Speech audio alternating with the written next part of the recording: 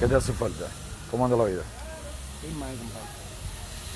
Ahora vamos a resolver. ¿Qué necesitas? ¿Alimento? ¿Qué te hace falta? De acuerdo. Ahora, no te vayas. Déjame ver un asunto aquí y ahora vamos a ver eso. ¿Oíste? No, pero lo que quiero es que me grabe. ¿Quieres que te grabe? Ahora mismo. ¿De qué tú quieres hablar? ¿De qué tú quieres conversar? ¿De qué? ¿Cuál es el tema? Dime. No, el que tú quieras, el que tú quieras. Yo precisamente, una de las cuestiones que priorizo es precisamente darle voz a todo el que de una u otra manera quiere conversar sobre algo. ¿De qué tú quieres hablar? ¿De qué yo quiero hablar? Sí. De la situación de cómo está la vida. Explícale, mira, ahí te están viendo ya 11 personas que estamos transmitiendo en vivo. Ay, que me vean, que me vean. Y yo estoy pasando un trabajo en mi vida. ¿Qué te pasa? A ver, ¿qué te pasa? Estoy pasando trabajo en mi vida. Hola, compadre. ¿Cómo anda la cosa, campeón? ¿Cómo te sientes? Bien. ¿Bien todo? ¿La familia? Igual. Qué bueno, qué bueno. A ver, cuéntame. Y aparte de Mi amor, todo, ¿cómo te echas? yo estoy guapo por la situación que estamos pasando nosotros. Que aquí, a donde me dan el pan de nuestro cada día, mi almuerzo y mi comida, me han llevado hasta la cuchara, me han llevado a la cocina, me han llevado la bahía de gas, me han llevado todo, todo. Él se está refiriendo, amigo, vecino de acá. Mi hermano, ¿cómo anda la cosa? ¿Cómo te sientes?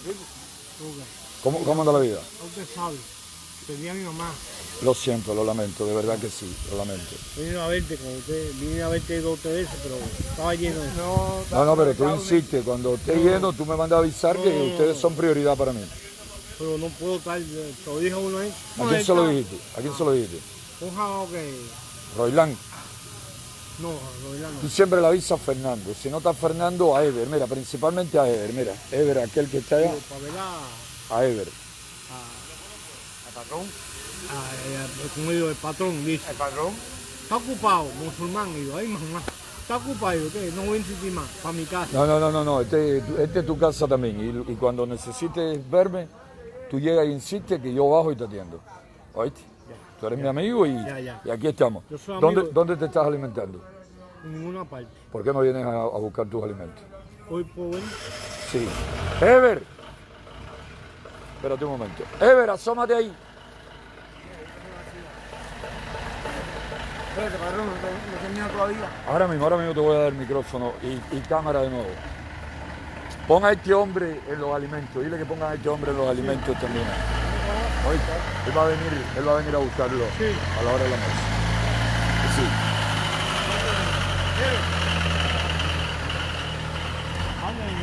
Discúlpame.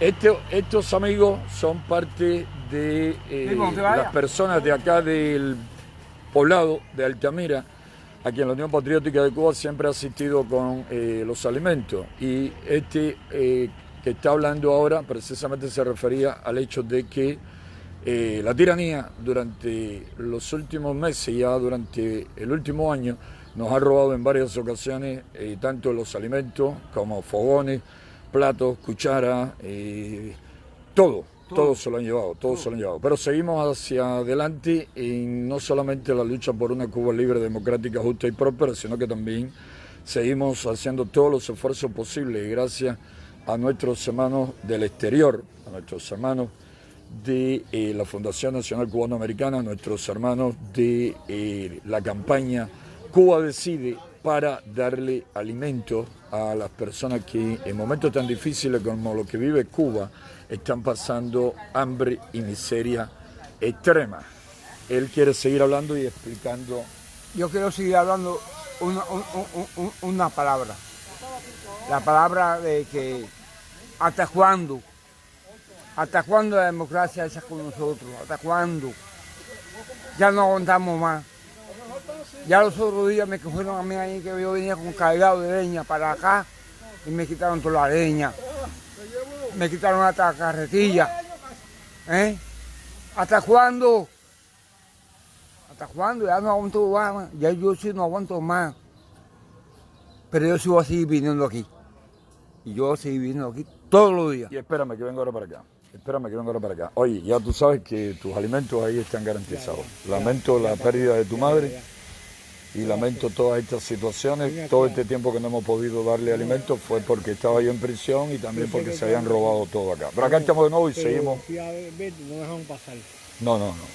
¿Fuiste a la prisión? Sí, gracias, mi hermano, gracias. Gracias. Uno de los tantos amigos que trataron de verme en prisión durante mi encierro arbitrario y no le dejaron entrar a prisión, como no se lo dejaban tampoco, no se lo permitían a mi familia. Sabes que tienes tus alimentos garantizados ahí. Vengo ahora para acá. Tú no te me vayas. ¿Cómo tú estás, mi hermano? ¿Cómo te sientes? ¿Todo bien? ¿Vas a decir algo?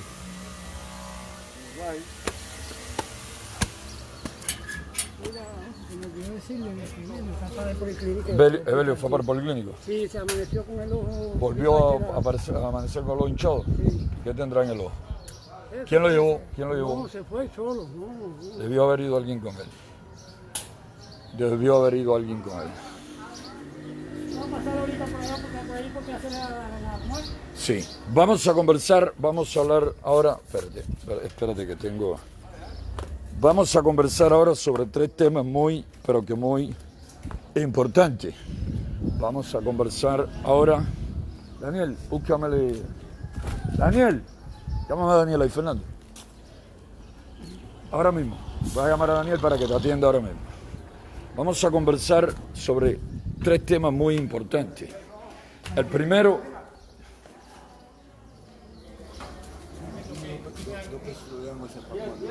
Ahora mismo te lo van a dar.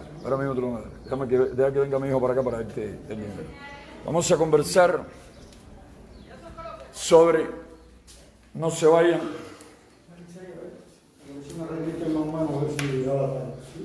Más adelante arreglarlo bien. Vamos a conversar ahora sobre 3 temas muy importantes. Así que les pido que no se vayan porque vamos a hablar, el primer tema del que vamos a hablar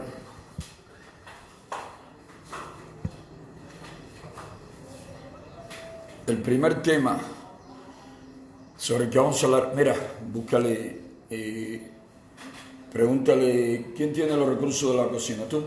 Sí. Dale 10 pesos moneda nacional al señor. Sí, el de arriba. Okay. Ya, Daniel, el aparato. Sí, les decía que vamos a hablar de varios temas, o de 3 temas muy importantes. Primero vamos a tener con nosotros a una santiaguera que está acá, se encuentra acá con nosotros. Ahora la vamos a tener frente a la cámara y nos va a dar un testimonio de los tantos testimonios que podemos dar, que podemos explicar, que podemos publicar de cómo la policía política de la tiranía castrocomunista combina la represión brutal que implica prisión, torturas físicas y psicológicas, hambre extrema en las prisiones, pésima alimentación, alimentos en estado de descomposición, hacinamiento, acoso constante, abusos permanentes. ¿Cómo combinan la represión brutal con fórmulas de acoso y depresión que acompañan también con ofrecimientos? Vamos a empezar con esta entrevista y ese testimonio. Después vamos a hablar de un caso digno de admiración, de un caso de esos que conmueven a todas las personas de buena voluntad, de buen corazón, a todas las personas de bien, a todas las personas decentes. Es el caso de una cubana trabajadora, una cubana pobre, que vive en Europa, que trabaja muchísimo durante el día, durante la semana, durante el mes, para alimentar a su familia, para, costear los gastos de la familia, sus gastos personales, y así todo, generosamente, en la madrugada, cuando ya pensaba descansar un rato, me llamó y estuvimos hablando y se van a enterar en solo unos instantes de qué fue lo que conversamos esa cubana que vive en una nación europea y que aporta anónimamente a la causa por la libertad de Cuba. Muy a menudo lo hace incluso de una manera muy generosa. Y quiero conversar con los amigos que ahora me siguen, cómo ella anoche y cómo en otras ocasiones me ha explicado cuáles han sido las decisiones que ha tomado para apoyar a los opositores más perseguidos y a los presos políticos. Y por último vamos a hablar de una gran nave, una inmensa nave, una inmensa embarcación con capacidad para 11 o más que 11, 14 millones de personas, incluso más de 14 millones, imagínense, una super embarcación que tiene incluso muchísimos problemas, obliga a reparaciones urgentes, pero esa nave tiene sobre sí 11 millones de personas y hay otros 3 millones que tienen todo el derecho a navegar en esa nave, en esa embarcación, y tiene espacio y tiene capacidad para muchas más personas, pero hay alguien que se ha adueñado de manera arbitraria de esa nave y hace que los que se encuentran encima de la nave tengan que vivir en condiciones extremas y tengan que andar de un puerto en otro, pero esos puertos por los que se mueven quienes se encuentran sobre esa gran nave, sobre esa gran embarcación, esos puertos por desgracia tienen nombres muy negativos: pobreza, miseria, hambre, represión, falta de libertad, falta de derechos, injusticia, maldad, perversidad. Esos son los puertos, entre otros puertos, por los que nos obliga a navegar quien se ha adueñado de manera arbitraria de la nave. Vamos a hablar de eso, vamos a hablar de cuáles son las reparaciones urgentes que necesita esa nave, qué hay que hacer para que esa nave pueda moverse, pueda navegar por mares más tranquilos, mares positivos, hacia puertos que se llamen libertad, derechos, democracia, justicia, fraternidad, unidad, concordia, armonía, felicidad, prosperidad, bienestar. Para que eso suceda hay que hacer muchas cosas y vamos a hablar sobre ellas de inmediato. Yo me voy a apartar o me voy a poner la mascarilla. Tú ven sin mascarilla, Talía, hazme el favor, yo te voy a ir preguntando para que tú compartas con nuestros amigos tu experiencia última. Ponte tú delante de la cámara acá, que te vean acá, acércate. Vamos a ver, acá está mejor. Sí, primero, hazme el favor, dime tu nombre y apellidos. Talía Álvarez Pérez. Acércate un poco más.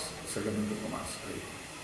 Talía Álvarez Pérez, vives en Santiago de Cuba. Sí. Hace un tiempo, ¿qué tiempo fue que la policía política te estuvo haciendo la propuesta que vamos a contar ahora? ¿Qué tiempo hace de eso? Hace como 20 y pico de días.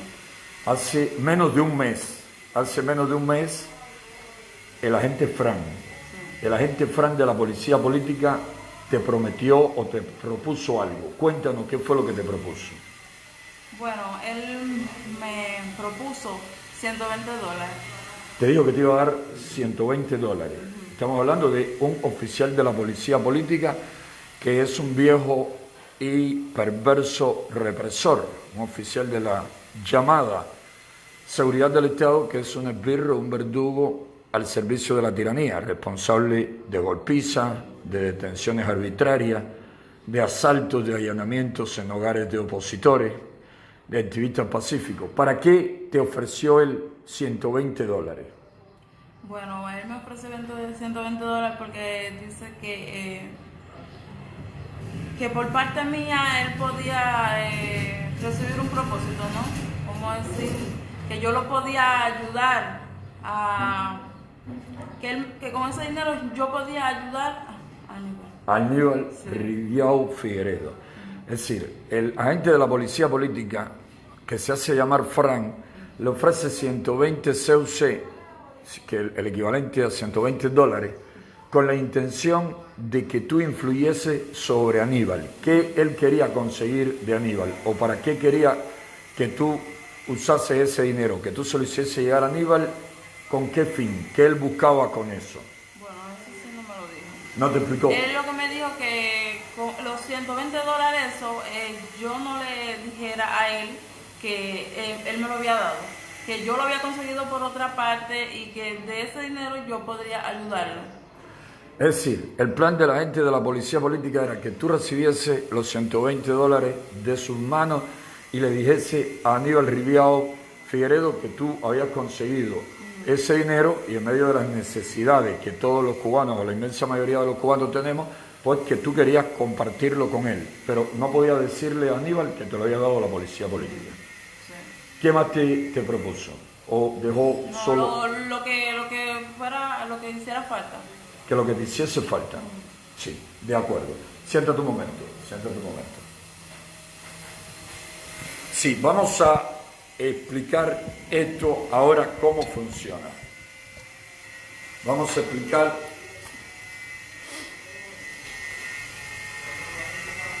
el capitán o mayor, no sé si ya lo habrán ascendido, de la policía política, que se hace llamar Frank, en un proceso de detención que la policía había practicado contra Thalía, le propone a Thalía, que es muy amiga de Aníbal Ribiao Figueredo, un destacado activista de la Unión Patriótica de Cuba, que estuvo en prisión por motivos políticos, que ha sufrido golpizas en muchas ocasiones, torturas en muchas ocasiones, torturas de verdad, no es que me apretaron un dedo con la presión de los dos dedos de un grandón de las tropas especiales, no, tortura, golpiza, desnudarlo, filmarlo desnudo mientras le golpean brutalmente y decirle ahora vamos a publicar esto para que te vean desnudo, indefenso, asustado. Mentira, él nunca se ha asustado y siempre se ha mantenido muy firme.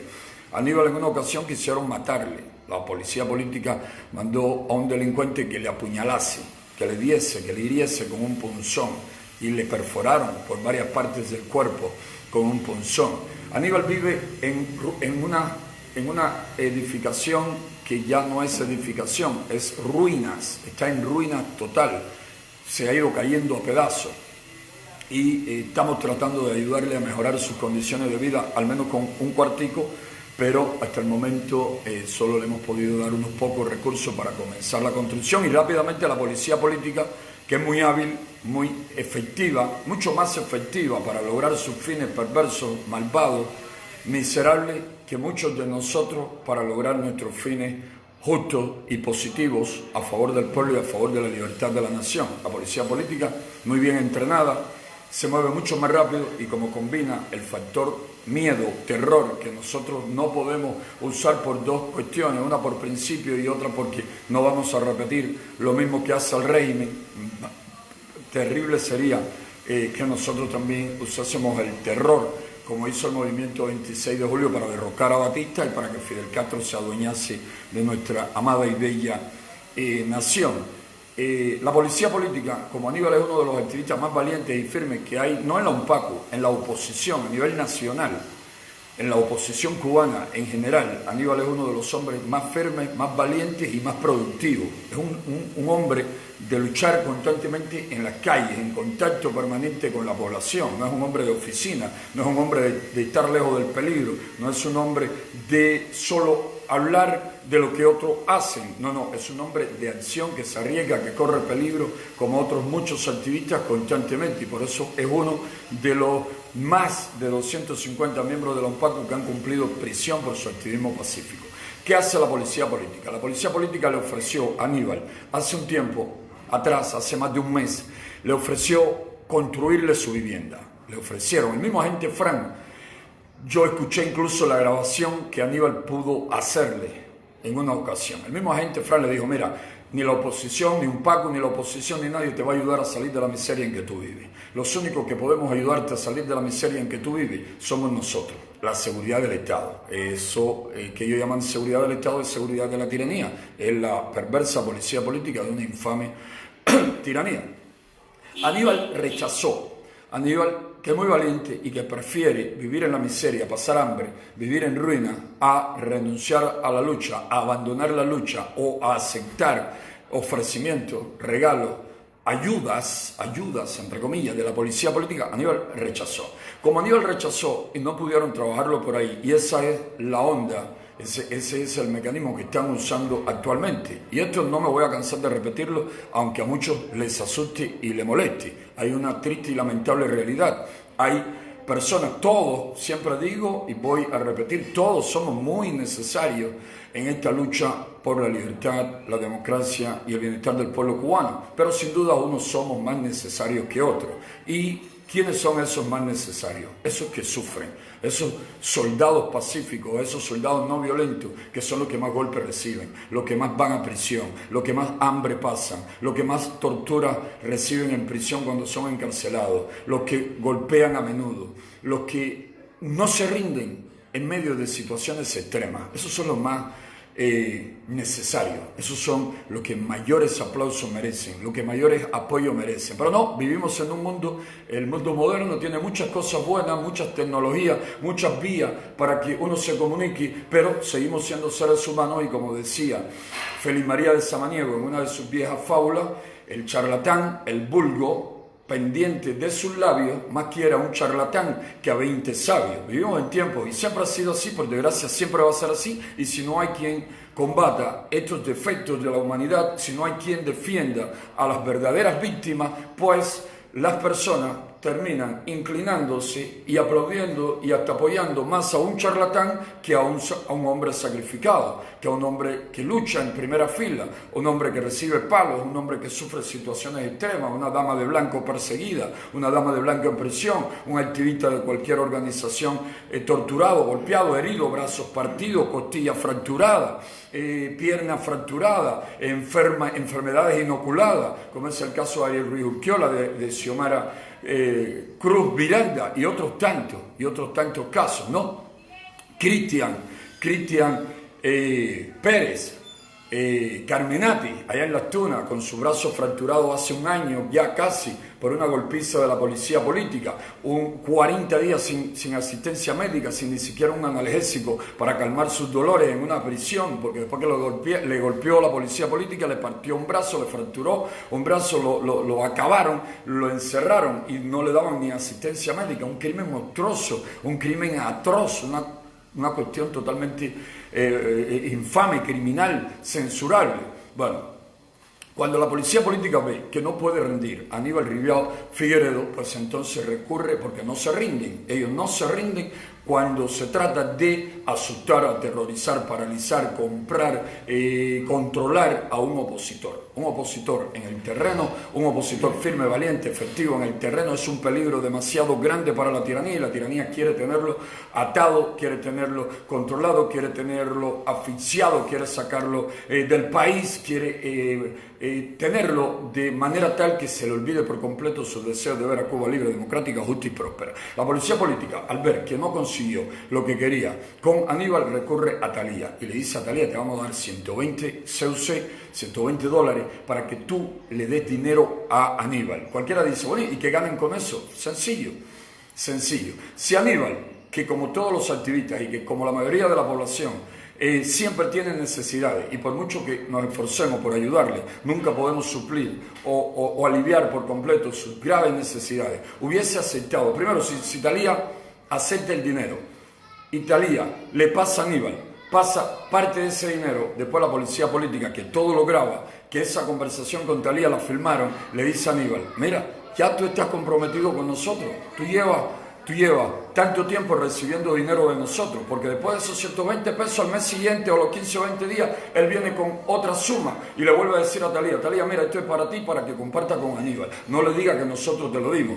Cuando hagan eso, en 2 ocasiones, porque ellos no son muy dados a gastar dinero, son muy efectivos y rentables. Ellos prefieren luchar contra la oposición y contra el pueblo de Cuba, incluso con dinero proveniente de Miami y de patriotas cubanos que terminan donando su dinero a chivatos y a infiltrados en la oposición que montan obras teatrales, se pintan como magníficos luchadores y terminan recibiendo apoyo de cubanos generosos que no tienen mucho, en verdad no tienen abundancia de recursos, pero dicen: lo poco que tengo lo voy a compartir con esos valientes que luchan en Cuba. Y se equivocan porque por no preguntar, por no indagar, por no investigar, por no estudiar, por no profundizar, terminan dándole sus recursos, como han hecho muchos, a individuos como Guillermo Espinosa, o como Ernesto Vera, o como Dilia Collazo, o como Carlos Serpa Maceira, o como Manuel de Aviorrio, o como otros muchos chivatos que hay por ahí, porque esto nunca se acaba. Cuando el régimen, cuando la policía política y la tiranía destapan a uno de sus agentes en televisión, todo el mundo se pone la mano a la cabeza: mira, fulano era chivato, y creemos que ya ahí acabó, que ese era el único que había. No, cuando ellos te descartan a uno es porque tienen en reserva, por ese uno que van a descartar tienen 20 en reserva en las filas de la oposición. Es el modus operandi de la tiranía, pero somos pésimos en eso de contrainteligencia, somos pésimos en eso de profundizar. Creemos que con aquella historia de que esto es abierto y democrático y aquí cada cual que cargue sobre su conciencia lo que en realidad está haciendo, creemos que con esa filosofía vamos a avanzar o derrotar a la tiranía. La tiranía va a caer de todas maneras, pero la tiranía va a caer más rápido cuando sepamos poner a cada cual en su sitio y sepamos priorizar lo que hay que priorizar, combatir lo que hay que combatir, premiar lo que hay que premiar y castigar lo que hay que castigar. Mientras eso no se entienda, pues somos como niños inocentes, ingenuos, que andan detrás de una meta muy alta, muy compleja, muy profunda, que no está a nuestro alcance porque no estamos capacitados para conseguirla. Si Talía hubiese caído en esa trampa, pues después le dicen a Aníbal: mira, aquí tenemos ya prueba de que tú recibes dinero de la seguridad del Estado. Ahora te quedan 2 opciones: o coopera con nosotros, o nosotros publicamos que nosotros te venimos dando dinero a través de Talía hace tanto tiempo. Aníbal, si no es suficientemente firme, sólido en sus principios, si no está claro de lo que hace, sucumbe, y entonces ante el temor de verse puesto en un video donde se diga que él está recibiendo dinero de la seguridad del Estado, pues entonces se queda callado, agacha la cabeza, confuso, no sabe qué va a hacer, y ellos inmediatamente le dicen: mira, no queremos que tú hagas gran cosa, lo único que queremos es que ahora, el día 30 de junio, que andan convocando a manifestaciones en las calles por la muerte de una persona que la policía mató porque era un delincuente, etcétera. Esa es la historia que ellos hacen, que ellos dicen: lo que queremos es que tú no salgas. José Daniel está convocando a que los activistas de Salón Paco vayan para el Parque C, pero lo único que queremos es que tú no vayas. No te preocupes, que no te vamos a pedir más nada. Aníbal, confuso, preocupado, cae en la trampa y no sale. Ya ellos ven que un hombre valiente que no dejaba de salir a una manifestación, a una convocatoria, ahora se quedó en casa. Ellos saben que fue por la maniobra que tejieron, que montaron en su contra.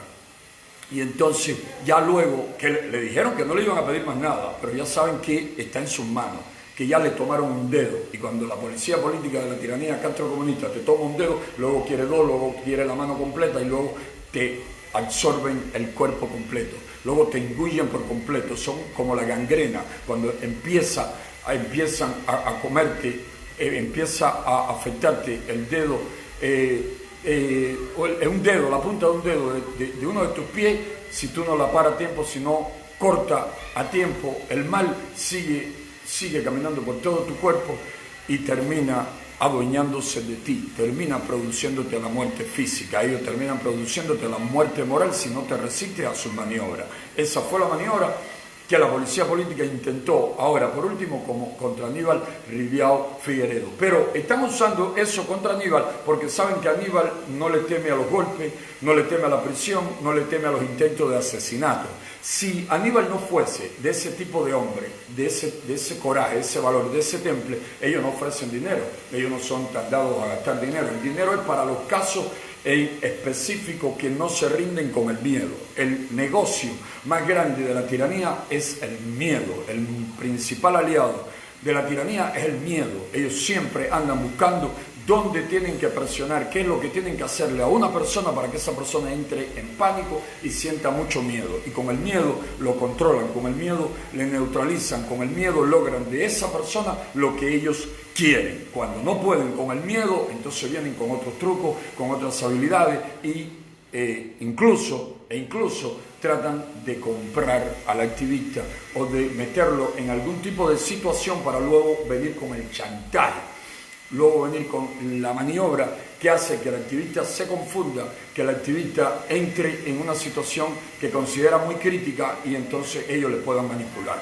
Sé que muchos se dicen de inmediato porque estamos cansados de verlo, no solamente de la ciberclaria, lo vemos incluso de gente buenas y nobles. Y dicen, pero ¿por qué se dejan coger para eso? ¿Por qué se dejan engañar tan fácilmente? Por la misma razón que muchos de los que me puedan estar viendo ahora o me vean después, se dejaron intimidar cuando vivían en Cuba, se dejaron presionar y chantajear cuando vivían en Cuba, o se vieron obligados a irse de Cuba porque no pudieron atreverse o no se atrevieron o no se querían enfrentar a la tiranía para no tener que pasar por esas cosas que tanto susto dan a tantos cubanos dentro. Lo de la confusión es fácil de explicar. Es fácil de confundir a toda persona que no esté muy al tanto, que no sea muy entendido en todos los mecanismos y trucos que usan la fuerza represiva para controlar a los seres humanos. Incluso es bueno que aclaremos otro punto antes de pasar al otro asunto que quiero conversar con ustedes.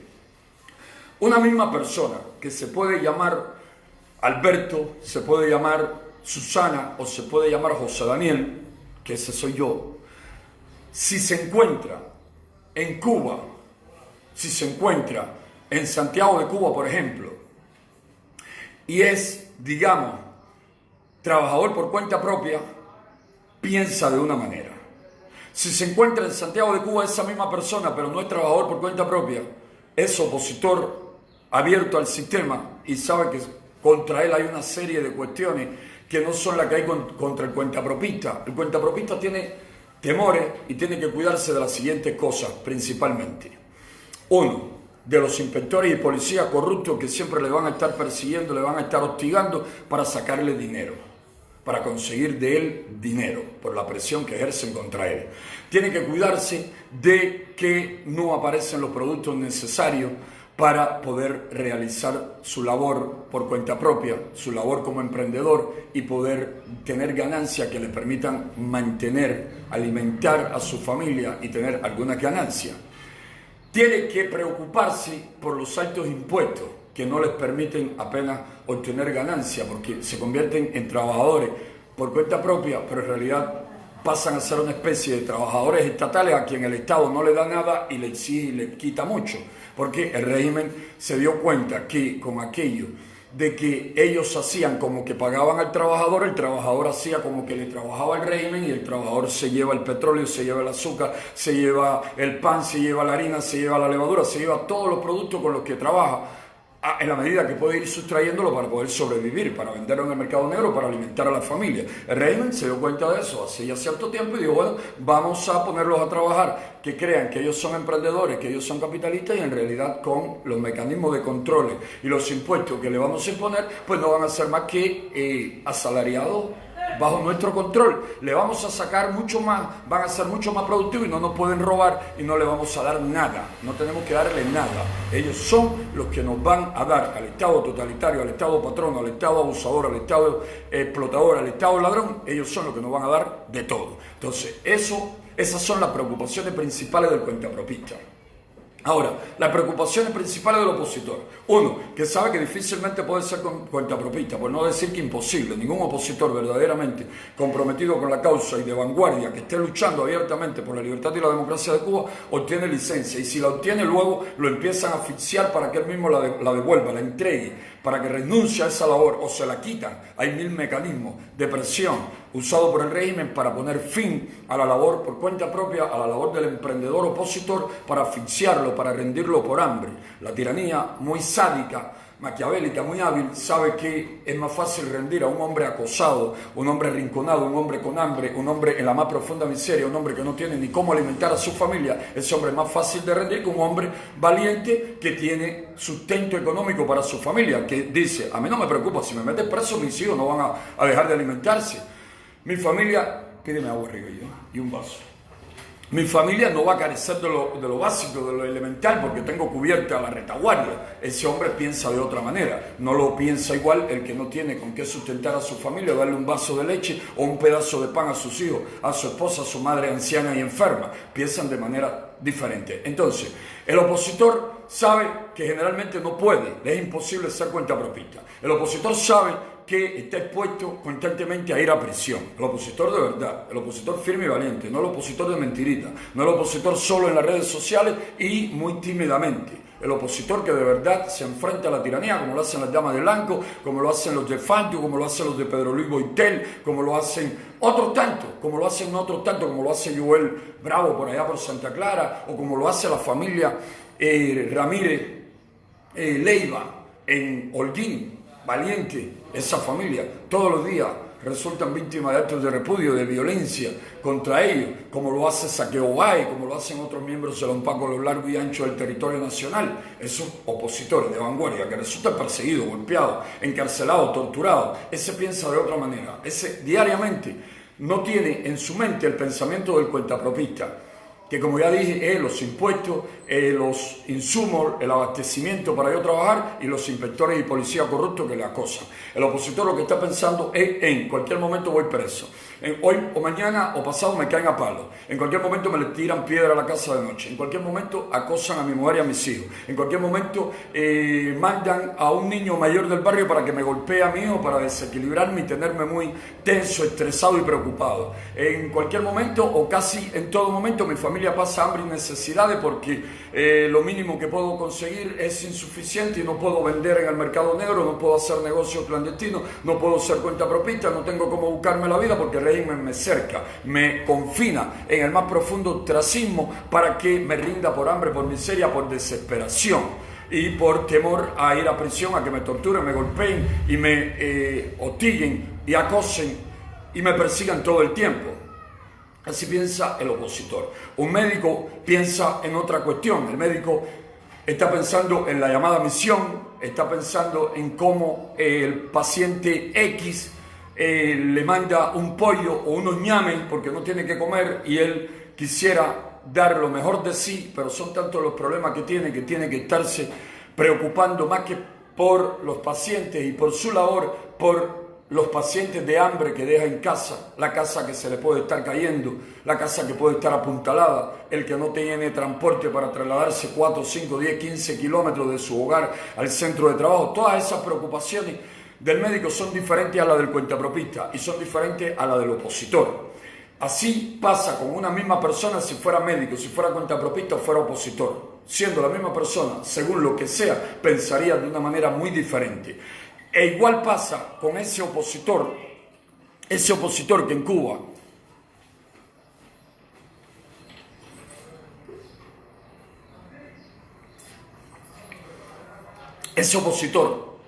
que en Cuba estaba en la vanguardia, que recibía golpes, que fue preso, pero que terminó yéndose del país como refugiado político, atravesando fronteras, y llega y está en Nueva Jersey, está en Arizona, está en Alaska o está en Argentina llegando a la Patagonia, ya ese opositor piensa de otra manera.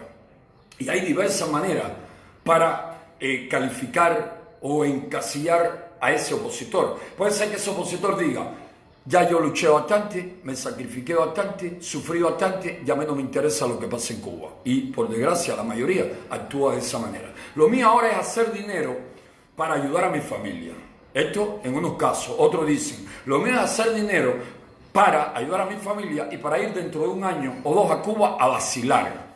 A vacilar. Yo quiero que mis vecinos, que antes se reían de mí o me tenían lástima, unos se reían y se burlaban, otros me tenían lástima porque me veían pasando hambre, trabajo, era perseguido, me llevaban a prisión, me golpeaban, me acosaban y los vecinos hasta temían acercárseme y me saludaban tímidamente y desde lejos o de noche se me acercaban cuando creían que nadie lo estaba viendo y decían, estoy contigo, pero mi hermano, no quiero marcarme porque me botan del trabajo, porque me cierran el negocito, porque me van a caer arriba, tú sabes que yo vendo tal cosa clandestino, si me ven hablando contigo, la policía la coge conmigo. Entonces, ese opositor que aquí estaba o pudo estar en la vanguardia, ya ahora no le interesa la causa.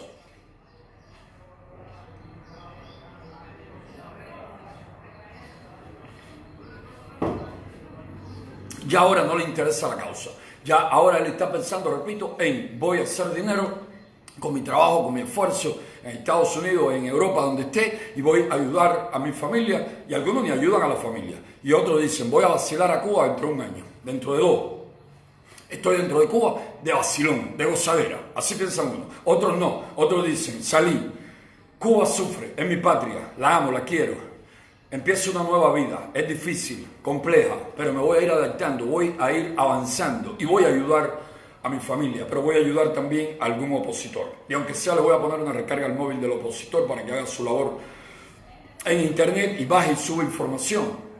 Voy a mandarle 20 pesos a la familia de un preso político para que sus hijos tengan, aunque sea un vaso de leche una semana. Voy a ayudar de esa manera. Eso piensan otros. Unos empiezan así, empiezan a hacerlo muy bien, pero luego con el tiempo empiezan desanimándose, empiezan olvidándose, la vida, la nueva vida les absorbe y se van olvidando, y un buen día dejaron de acordarse de la causa y de la patria. Eso también ocurre muy a menudo. Otros, los hay que salieron con muchas energías, con muchos bríos, pero de momento vieron que a Juan Pérez le va de maravilla y aparece mucho en la televisión y es un político destacado y habla de la libertad, de la democracia, y lleva una labor extraordinaria a favor de la causa de la libertad y la democracia, el respeto a los derechos humanos y el bienestar del pueblo cubano. Ese otro individuo cree que él debía estar también en esa posición. Él cree que él no debía estar trabajando en una compañía, en una fábrica, en una factoría, en una maquiladora, no sé. Él cree que él no debía estar trabajando 12 horas, 14 horas o 10 horas, las que sean, en una cuestión manual que no le da brillo, que no le permite salir en televisión,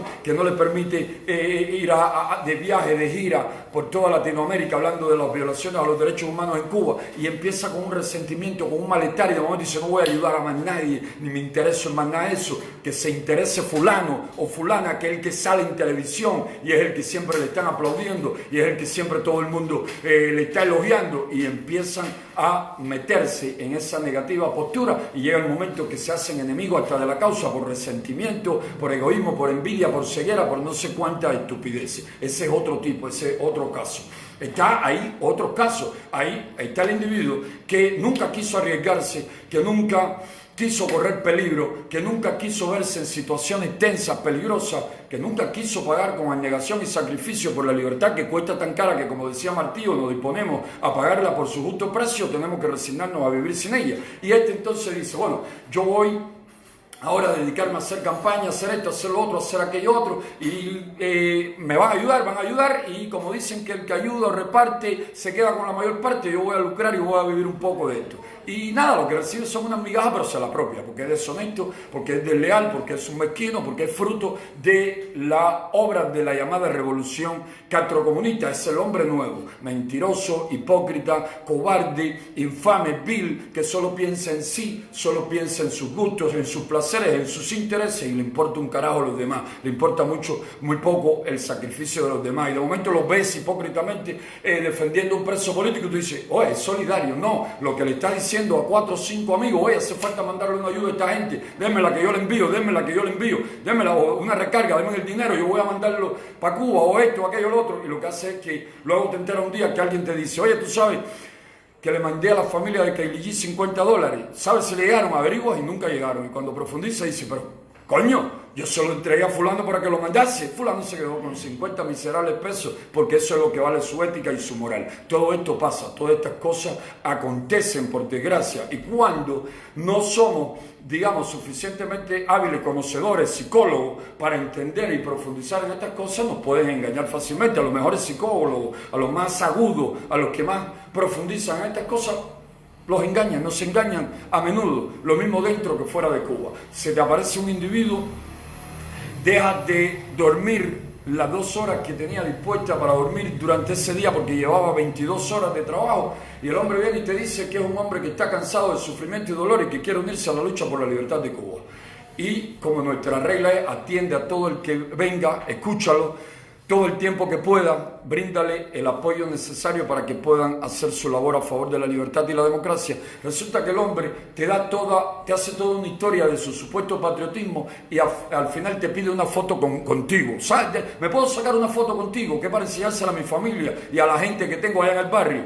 Y te enteras a los 3 días que ya el hombre está en la frontera de México. El hombre lo que vino fue a utilizarte miserablemente para luego presentar como prueba en la frontera de México con Estados Unidos la foto que tuvo contigo y el hecho de que tú le ayudaste a abrir una cuenta en Twitter, o ya él la tenía o ya él se la había abierto y tú le empezaste a dar like o a retuitear lo que él publicó, y él hábilmente empezó unos días antes. A veces tienen tanto miedo que no tuitean ni siquiera una vez desde Cuba, esperan tuitear por primera vez cuando llegaron al aeropuerto que donde van a aterrizar luego que se van de Cuba. Entonces te cogen, te manipulan, te engañan y como dicen por acá, te toman el pelo miserablemente. Todo eso es parte de la vida del líder opositor. Escuchar gente buena, gente sincera, gente noble, pero también gente inescrupulosa, gente regular, gente mala, gente mediocre, gente farsantes, estafadores. Todos esos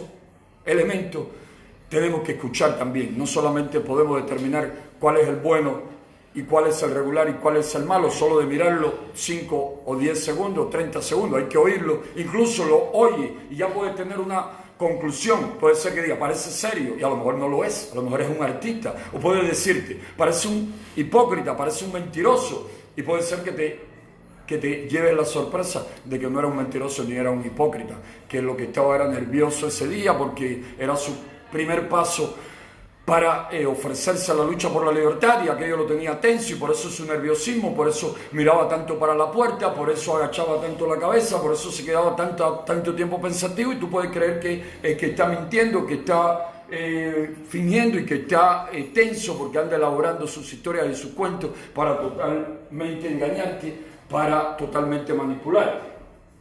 Son muchos los casos que tienen que ver con esto que ahora estoy explicando, pero la cuestión era darles a conocer una de las viejas maniobras de la policía política, en este caso tratando de usar a Thalía para controlar a Aníbal Ribiao Figueredo. Ahora voy a contarles la historia, conmovedora historia, de una cubana que vive en Europa y que prefiere el anonimato, y que anoche me dijo algo, y lo voy a explicar en el orden cronológico en que se desarrolló nuestra conversación, que es digno de admiración, es digno de aplauso.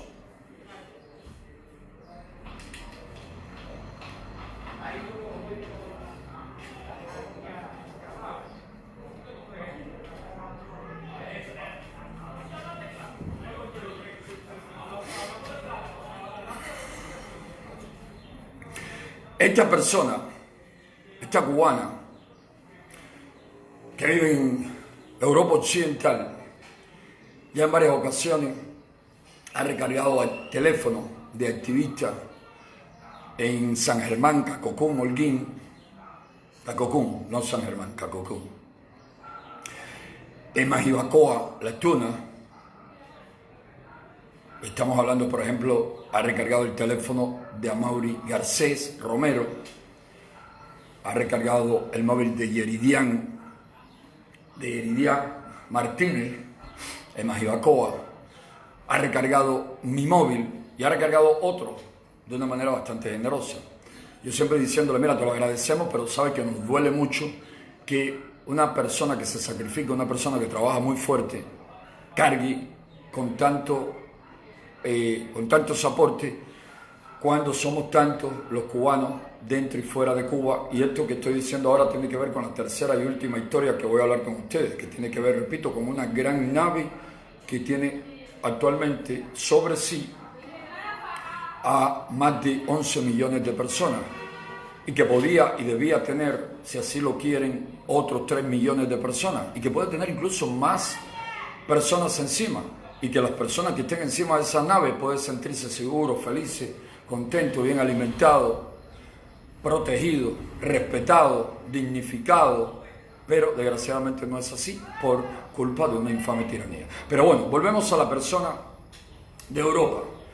La persona de Europa hace unos días me dice, José Daniel, ya viene el verano y estoy viendo que ustedes no descansan, que ustedes trabajan noche y día, que los detienen, los golpean, los reprimen, veo todo lo que hacen, lo que publican y me imagino lo que no publican, porque de hecho es más el esfuerzo que no se puede publicar o que no se publica porque no hay capacidad ni tiempo para hacerlo, que lo que se ve en las redes sociales. Pero nuestros activistas se sacrifican todo el tiempo, a toda hora, y corren riesgos y peligros todo el tiempo, a toda hora. Y me dice, viendo esto, yo te quiero proponer que quiero mandar 1.000 euros para Cuba, para que le prepares una actividad recreativa, de diversión, de esparcimiento a tu gente, para que tengan un descanso, para que no vivan todo el tiempo en medio de esa situación de persecución y estrés constante en que viven.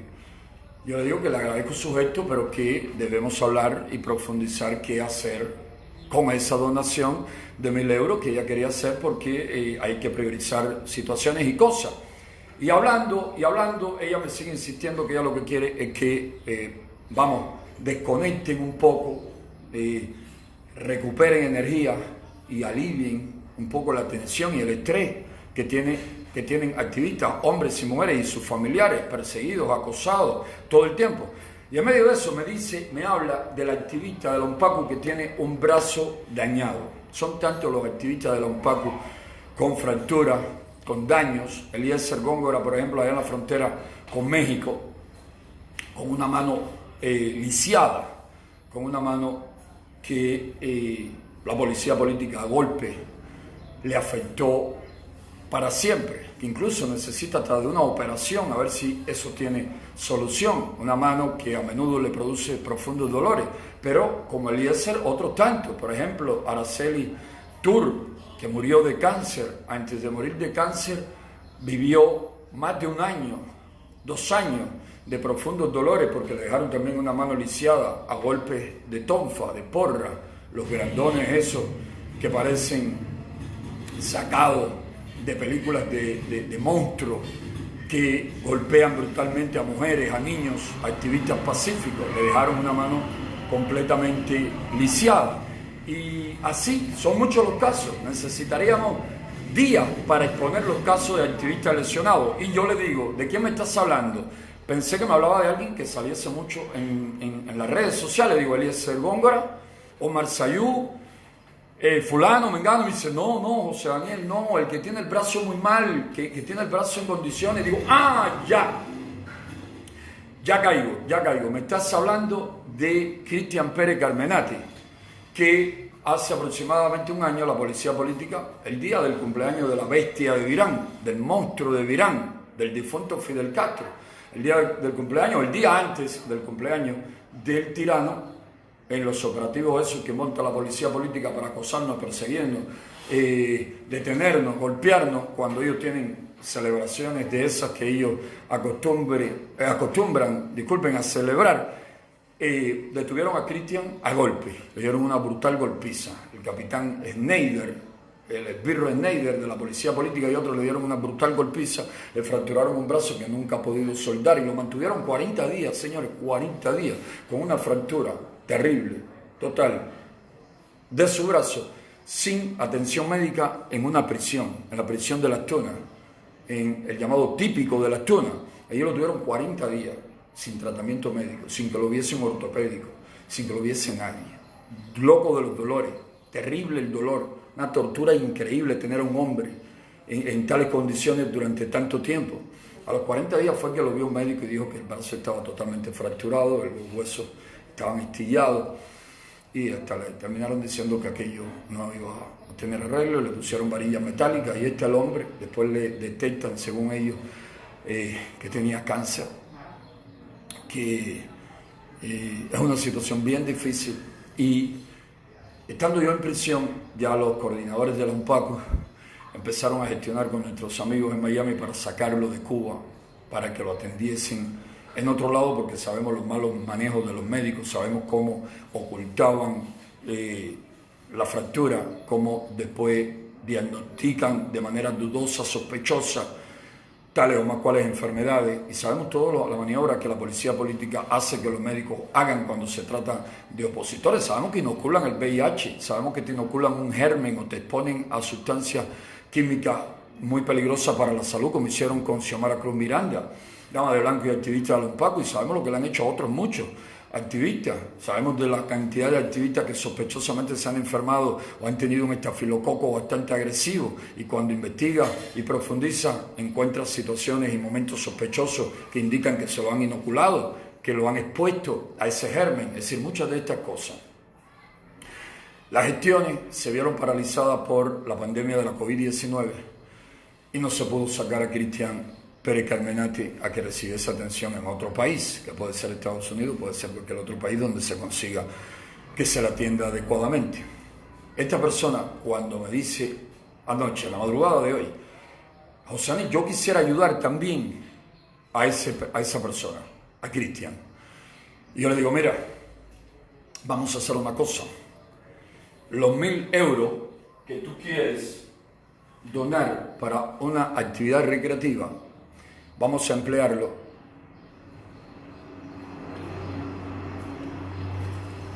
en Cristian. Vamos a emplearlo para que sirva de ejemplo y anime a otros patriotas cubanos fuera y hasta dentro de Cuba, porque $1 de contribución tiene un valor muy grande. Si la persona que lo da es una persona muy pobre, viene a ser como aquel pasaje bíblico de la mujer, la viuda, que donó una pobre moneda. Y Jesús termina diciendo que en verdad ella era la que más había aportado, porque había dado de lo poco que tenía. Otros daban algo de lo mucho que les sobraba, pero ella estaba dando de lo poco que tenía.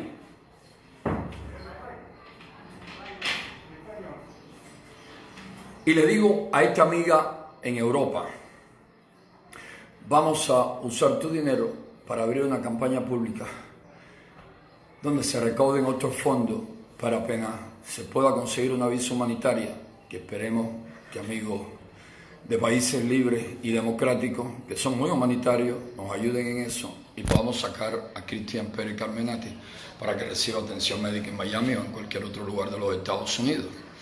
Y me dice ella, de acuerdo, genial, pero si mando los 1.000 euros para ayudar a Cristian, tienes que aceptarme un poco más adelante, porque no puedo darlo junto, porque yo no tengo mucho dinero, yo solo vivo con mi salario de trabajadora.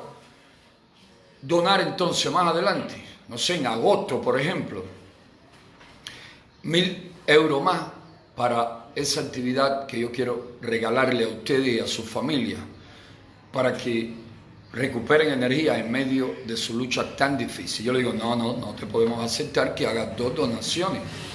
No, tú no eres ninguna millonaria, tú no eres ninguna persona a quien le sobra el dinero.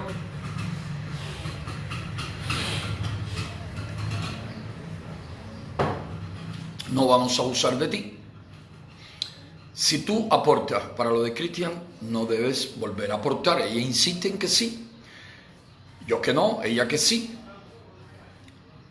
Y ella, para convencerme de que yo aceptase su doble donación, me empieza a explicar por qué ella, y aquí viene lo interesante de esta historia, por qué ella había decidido actuar de esa manera generosa, noble y hasta sacrificada, porque a un trabajador, por muy bien que le vaya, un simple trabajador en una nación libre y democrática, no le sobra el dinero. Hay que pagar renta, hay que pagar alimentos, hay que pagar servicios, hay que pagar muchas cosas.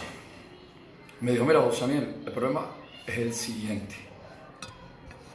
El problema es que yo salí de Cuba hace tanto tiempo y yo no había profundizado en el dolor. Yo sabía de la miseria porque yo la sufría, yo conocía hasta la de la discriminación, ya sea por motivos políticos, religiosos y hasta raciales. Yo conocía muchas cosas. Yo conocía mucho del sufrimiento y del dolor del pueblo de Cuba, pero yo no conocía que habían personas que se sacrificaban y luchaban para poner fin a ese dolor, a ese sufrimiento. Yo no sabía que habían personas comprometidas de una manera tan sacrificada, noble, como he visto luego que los hay. Y yo gastaba dinero con la manicura, yo gastaba dinero con la peluquera, yo gastaba dinero un fin de semana entreteniéndome o yendo a algún lugar de viaje, no sé, pasar un buen rato a un restaurante. Y cuando me puse a analizar lo que sufren los cubanos, me dice, yo he ayudado siempre a mi familia, siempre fue mi prioridad, pero cuando me puse a pensar y a analizar el sufrimiento, el dolor que padece mi pueblo, y cuando vi lo que sufren activistas, damas de blanco, periodistas, defensores de los derechos humanos, cuando pude comprender que pasan hambre, trabajo, que les acosan, que les hostigan todo el tiempo, que les hacen daño en todo momento, que los encarcelan, que los golpean, que les parten el brazo, la pierna, las manos, como le pasó a Cristian, que les torturan en las prisiones, que en las prisiones tienen que comer alimentos putrefactos para sobrevivir y no morir por desnutrición. Cuando he comprendido todo eso, me dije, yo no tengo derecho a gastar dinero con la peluquera, no tengo derecho a gastar dinero con manicure, no tengo derecho a gastar dinero en un restaurante, no tengo derecho a irme de fiesta o de diversión. Ese dinero lo voy a ahorrar y lo voy a usar todos los meses en ayudar a alguien dentro de Cuba que esté luchando por la libertad, que esté luchando por la justicia, que esté luchando por el respeto a los derechos humanos, que esté en prisión por luchar por esas cosas, que sea familia de un preso político y esté pasando necesidades por ser parte de la familia de un preso político. Yo voy a concentrar mis recursos que gastaba en esas cuestiones personales en ayudar a otros que lo necesitan más. Le digo yo, pero por Dios, ahora no te vayas a privar de aunque sea una vez al mes, arreglarte el pelo, a atenderte tu físico. Me digo, Daniel, es tan dura la situación que vive Cuba y sobre todo los opositores que no me interesa. Me arreglo el pelo en mi casa, yo misma me arreglo el pelo. Yo misma me veo las uñas si tengo que vérmelas, me arreglo las uñas si tengo que arreglármelas, pero eso no es lo importante. Lo importante es la lucha por la libertad. Sin duda, me conmovieron los argumentos, las palabras de esta cubana radicada en Europa. Me dijo de inmediato, mañana mismo mando el dinero, los 1.000 euros, para Cristian. Y le dije, no lo mandes todavía, manténlo tú seguro en tu cuenta, en tus manos, porque aquí el régimen lo mismo le puede robar el dinero a Cristian en un asalto en su vivienda y que pueden robárselo en cualquier otro momento. Mientras no consigamos el visado humanitario y mientras no tengamos la posibilidad de que Cristian pueda abordar un avión para salir del país, mientras no tengamos todas esas cosas ya listas o casi seguras, no envíes el dinero. Cuando eso suceda te avisamos y tú le pasas el dinero directamente a alguien cercano y de confianza de Cristian, porque si le envía el dinero a Cristian, la policía política se lo roba. La policía política tiene en cada Western Union, en cada banco, fichado a los opositores que más le molestamos. Y si llega un dinero para un opositor que le molesta, el funcionario de la Western Union o el funcionario del banco, según el caso y según el procedimiento, en un momento del procedimiento, tiene la orden y están coaccionados para que así lo hagan, de discretamente llamar un número que es de un oficial de la policía política y decirle, óyeme, ¿tú sabes que el primo Venancio estuvo por aquí? Esa es la clave que pactaron para que de inmediato la policía política se aposte a la salida del lugar con una pareja de policía y le quite el dinero al activista recién sacado del dinero del banco de la Western Union. Cuando el activista quiere que no le roben más, no le asalten más, no le golpeen más, no le hagan daño más, solo tiene una opción y es abandonar la lucha o traicionar la lucha. Si el activista se retira, nunca dejan de vigilarlo, nunca dejan de perseguirlo, pero puede ser que disminuya el acoso, el hostigamiento, el ensañamiento. Puede ser, no, disminuye, porque el ensañamiento va dirigido con más fuerza contra quien con más fuerza lucha. Esa es la clave de la persecución de la tiranía. Es la ley de Newton, tercera ley de Newton, acción-reacción. En la medida que es fuerte tu acción a favor de la libertad y la democracia en contra de la tiranía, mayor es la reacción, más fuerte, más sádica, más infame y criminal es la reacción de la fuerza represiva de la tiranía contra ti.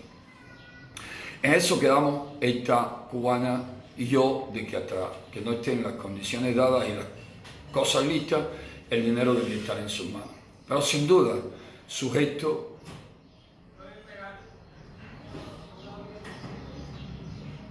Andri Verdesia, abrazo fraterno, abrazo para ese joven de Palmarito.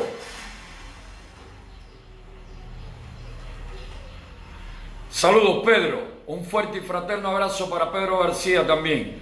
Andri Verdesia, mi abrazo fraterno para ti y tu familia, porque fueron buenos en la lucha dentro de Cuba y siguen siendo buenos fuera de Cuba, siguen siendo buenos cubanos, generosos cubanos, patriotas cubanos. Nunca se rindieron dentro y tampoco se rinden fuera. Así que mi abrazo fraterno para ti, para Pedro y para todos los que están ahora conectados. Para Liena Ferraro, también un fuerte y fraterno abrazo. Yaner Cabrera, un fuerte y fraterno abrazo. Acabo de explicar el caso de Cristian Pérez Carmenati y de la generosa cubana que vive en Europa, que quiere mantenerse en el anonimato. No quiere que su mano derecha o su mano izquierda se entere de lo que hizo su mano derecha. Lo que quiere es contribuir y ayudar a los que más lo necesitan, a los más perseguidos. Y por eso es que voy ahora a contar esta historia que está por elaborar. La voy a improvisar. Anoche se me ocurrió en una conversación con Eliezer Góngora y algunos otros cubanos que están por la frontera de México y que han creado un grupo que tiene como nombre Cubanos de la Frontera por una Cuba Libre. Y Eliezer se lamentaba de que había muchos cubanos que por desgracia solo piensan en conseguir beneficios personales, en emigrar lo más fácil posible, en entrar lo más fácil posible en los Estados Unidos y en mentirle al juez o a la corte que escuche su caso diciéndole que eran perseguidos en Cuba, cuando en realidad aquí en Cuba sí pasaban hambre y sufrían, el acoso que sufre el pueblo cubano en general, pero no fueron perseguidos como opositores porque siempre tuvieron mucho miedo y no colaboraron, no ayudaron a la oposición nunca. Algunos sí lo hacían de manera discreta, otros se han involucrado, los hay, no se puede negar, y están en la frontera. La persecución les hizo preocuparse mucho por su vida, por su integridad física y la de su familia, y decidieron salir. Pero otros mienten, otros se engañan para lograr su propósito. Otros incluso aquí hacían actos de repudio, otros incluso aquí eran miembros de las llamadas brigadas de respuesta rápida, o eran jefes de gastronomía, de comercio, o eran cocineros del Minin, o trabajaban en el poder popular, y se van y mienten para conseguir. Adrián Héctor, abrazos a ti allá en Tampa. Antonio Oscar, voy a poner al final mi número de WhatsApp nuevamente y luego podemos comunicarnos para no perder el hilo de esta última historia que quiero compartir hoy con ustedes, que es la historia de una gigantesca embarcación, mucho más grande que el Titanic, mucho más grande que el Titanic, pero que corre un grave peligro, incluso un peligro más grave que el Titanic. Esta gran embarcación cada vez corre mayor peligro de terminar hundiéndose por completo, de terminar naufragando por completo y terminar en el fondo de un abismo muy profundo, un abismo más profundo que la fosa de las Marianas, allá en el Pacífico, frente a la costa de Filipinas, la fosa más profunda del planeta. Esa nave todos sabemos cómo se llama. Esa nave, por culpa de unos megalómanos, de unos locos, de unos ambiciosos, ya era esa nave hace 60 años atrás, 65 años atrás, ya esa nave era una nave muy moderna, con un motor muy potente y poderoso. Y aunque tenía muchas dificultades y necesitaba muchas reparaciones, necesitaba que tapasen o que tapásemos algunos agujeros por donde podía entrarle agua, que necesitaba de que se le diese mantenimiento completo y general.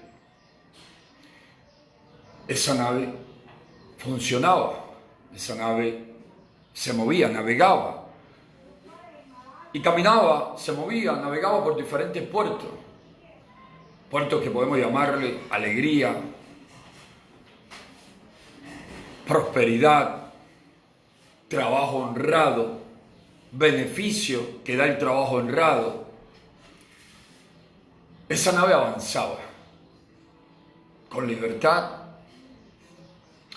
y con democracia. Esa nave avanzaba. Pero vino un individuo y dio un golpe de Estado un 10 de marzo de 1952 y le causó mucho daño a esa nave, a esa gran embarcación que en aquel momento tenía sobre sí 5 o 6 millones de personas y unos cuantos miles en el exterior, pero eran mucho menos los que estaban fuera de la nave, en el exterior, dispersos por otros puertos, que los que ahora tenemos dispersos por muchos puertos, por muchas latitudes, por muchas geografías.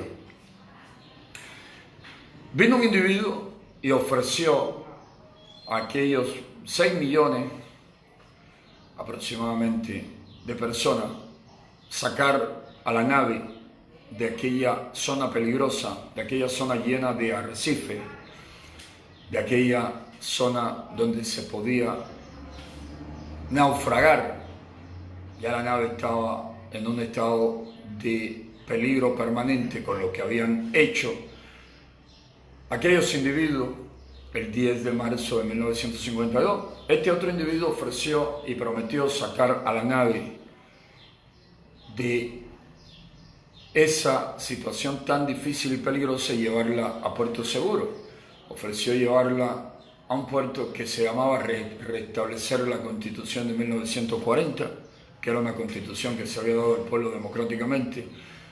Les ofreció a los pasajeros, a los que viajaban en esa gran nave, que tendrían libertades, derechos, vivienda, que tendrían salud de calidad para todo, educación de calidad para todo, abundancia, prosperidad, armonía.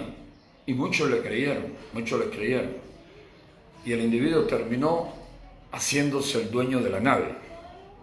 Y luego que el individuo terminó haciéndose el dueño de la nave, este individuo empezó a empujar a la nave cada día, cada semana, cada mes, hacia situaciones más difíciles y complejas, más peligrosas.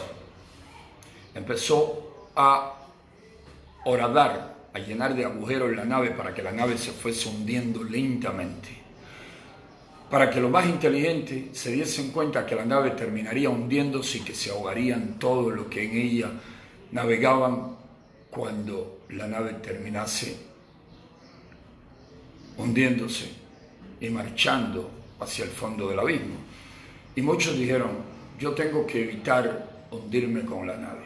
Y se saltaron al mar a riesgo de que se ahogasen, de que se lo comiesen los tiburones o que lo matasen con chorros de agua, como le hicieron a los que intentaban escapar en el remolcador 13 de marzo, o que los ametrallasen como ametrallaron a los que intentaban escapar por el río Canímar, o que le tirasen sacos de arena encima, como le hicieron a muchos que trataban de escapar en embarcaciones rústicas, en balsa, o que perdiesen pies y manos y hasta la vida en los campos minados de la base naval de Guantánamo. Muchos se sintieron obligados, se sintieron en una situación tan desesperada que terminaron echándose al agua a riesgo de su vida, y unos tuvieron suerte y llegaron a puertos de libertad, democracia, prosperidad, justicia y bienestar. Otros perdieron la vida, otros se lo comieron los tiburones, otros se ahogaron, otros murieron en la selva del Darién, o en las selvas de Guyana, o en otras selvas, o en ríos, o en situaciones siempre muy difíciles, muy complejas, muy duras.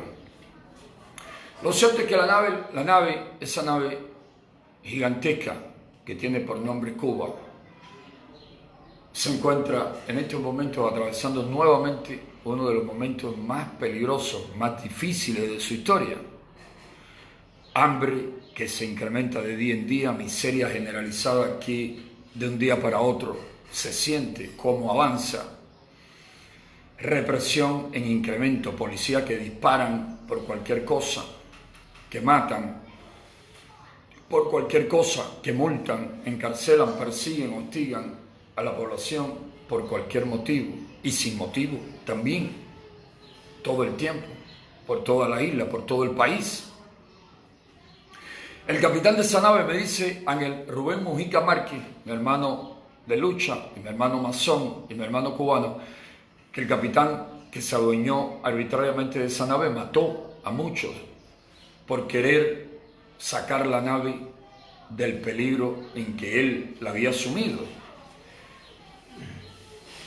Me dice también Mujica, y es bueno decirlo, que ese capitán hizo tal propaganda falsa, mentira, historias y cuentos falsos, que engañó a muchos, no solamente dentro de la nave, sino en otras latitudes, y le hizo creer que la nave marchaba feliz y contenta y que tenía buenos médicos, buenos maestros, buenos ingenieros, buenos obreros, buenos campesinos felices y contentos porque gozaban de algo que ellos le llaman, una sociedad socialista que se preocupa por su gente, por su pueblo. Engañó, mintió a muchos con eso. Pero lo cierto, repito, es que la nave está haciendo agua de una manera ya excesivamente peligrosa. Y que hay varios centenares, varios miles dentro de la nave y fuera de la nave que han recurrido a lo que se puede recurrir en una situación tan crítica y desesperada. A un remo que todos podemos hacernos de un remo. Adquirir un remo es mucho más fácil que adquirir un motor potente, moderno, poderoso de combustible diésel. Hacerse de un remo es mucho más fácil que tener un reactor atómico para mover una gigantesca propela que mueva una gigantesca embarcación.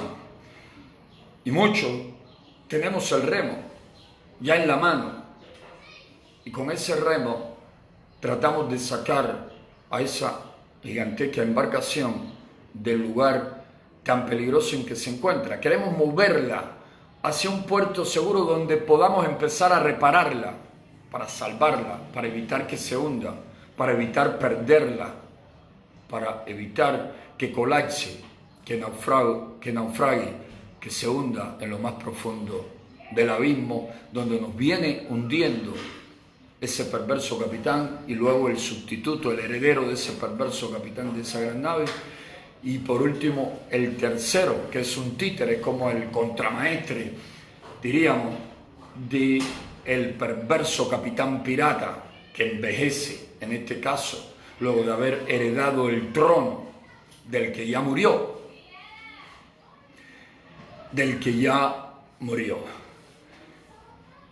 Dentro de Cuba, muchos tenemos el remo y estamos remando para sacar la nave. En el exterior los hay también que están remando para sacar la nave. Pero hay un grave problema.